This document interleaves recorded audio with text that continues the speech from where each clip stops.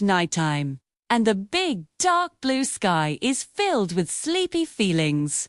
Look, here comes Mochi the Bunny, and oh, he looks so very sleepy. His long ears are drooping, and he's giving a big, wide yawn. It must be time for bed.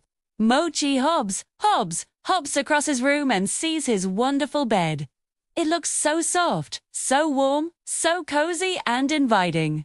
The pillows are fluffy like clouds, and the blanket is waiting to give him a warm hug.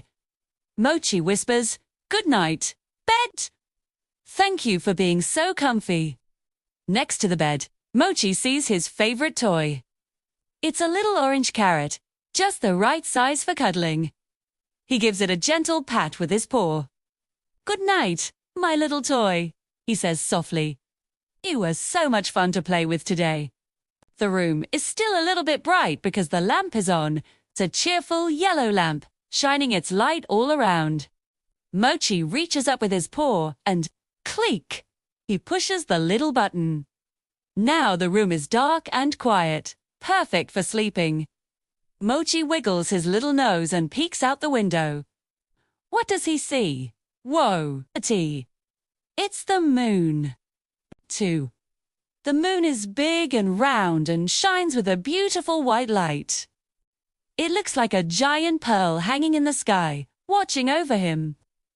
And look, all around the moon are tiny, sparkly friends. The stars. They are twinkling and glittering, like tiny diamonds sprinkled across a dark blue blanket. Mochi smiles at them.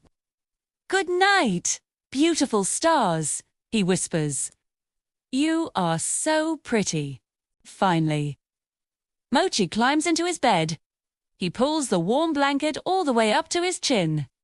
He snuggles down, closes his eyes, and lets out a tiny, happy sigh. Soon, he is fast asleep, dreaming sweet bunny dreams.